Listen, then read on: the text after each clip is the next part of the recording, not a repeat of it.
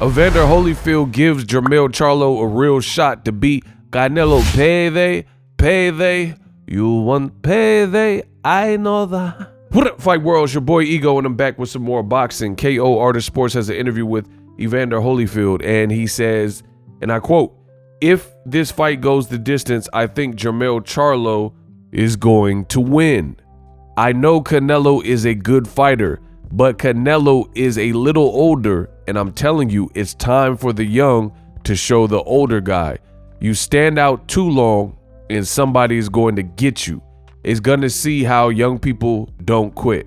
Now, I like this from Evander Holyfield.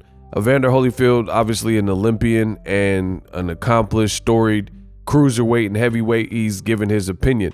Now, I got to add, the Canelo Chupapi Muñeños, the Cinnabons, they seem to get mad that people actually think Jermell Charlo has a chance to win. And I find that pretty foolish, because some people are saying this fight is more of a cherry pick because he's fighting a guy coming from 154 and he's moving up 14 pounds. So the Canelo Chupapi Muñeños, they get mad when you call Canelo a cherry picker or say he's cherry picking the smaller guy, right? Instead of fighting a David Benavidez, David Morrell, Bivol rematch. They get mad at that. But then when somebody's actually giving the guy a chance, Jermell Charlo, AKA saying it could be a good fight. And he didn't, Evander Holyfield specifically said, as I read the quote to you, he said, if it goes the distance. So meaning, to me, I would infer that he's saying that Canelo could knock out Charlo, but if it goes 12 rounds, he's favoring the younger guy, right? But the Canelo man fans seem to have a problem with this notion. So either Canelo, is he a cherry picker and he's fighting a no-hoper who has no hope, or you have to accept and deal with the fact that some people believe, whether it happens or not, some people believe that Jermell Charlo can win and pull it off. So I just find that paradigm kind of funny. I think it's funny if you say it's a cherry pick, the Canelo fans get mad. If you say that you're picking Charlo or he has a chance to win, like Evander Holyfield, the Canelo fans get mad. So you can't have your cake and eat it too. Either it's a good fight or it's not a good fight, right? My thoughts, I think, I'm really not sure because the weight. I've never seen Charlo at 168, so it becomes very hard for me to break down exactly how it'll look. But I will say this, Evander Holyfield, he's not necessarily way off the mark. If this fight goes longer, it could favor Jermell Charlo. We've seen Canelo Alvarez have these stamina issues throughout his career that have plagued his career. The Golovkin fight, fights with Floyd Mayweather, he did considerably worse in the back half. The Bivol fight, even the third Triple G fight. Hey, no, guys, hey, Max, guys, this is Podge, guys, right? The third Triple G fight, Triple G didn't even look like the same fighter from the first two, yet and still, Triple G was looking horrible early and then showed signs of life late in the fight. And even post-fight, he was kind of talking a little trash like, I'm good. My face is cool. I'm good. I don't feel like I've been beaten up or battered or anything. Just listen to the post-fight of the Triple G trilogy, what Golovkin was saying post-fight. So we have seen Canelo fade in the back half where the guy coming up could be fresher. Now, I know I'm the best in the business, and it's not even close. And I understand that not everyone has a keen sense for the sport of boxing. A lot of passion fans and race fans and stuff, they don't really know what they're talking about. So some people are going to say, hey, but Canelo was born in 1990 and the Charlo twins were born in 1990 as well. So how could he be the older guy when they're the same age? And I shouldn't have to even explain this, but there are some people who may just be getting into boxing, so I guess I will explain it. But for anybody saying that stance, clearly they don't fully grasp boxing. You can have two guys that were born in the same exact year, yet in a boxing sense, they're not the same age because it's based on the wear and tear. It's based on the amount of fights you have, how your fights look, the punishment you've taken, etc., etc. So you got a guy in Jermell Charlo, and he's fought at 54.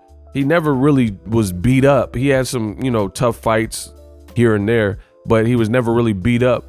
And he has less than 40 fights. Canelo-Charlo has been fighting since age 15, and he's now 30 plus. So he's had a longer career because his career path was different. He had to learn on the job with club fights in Mexico. But that's a lot of wear and tear on your body. You've literally been a pro fighter since age 15, and now you're 30 plus. And Canelo has over 60 fights. As of me recording this video, he has over 60 fights.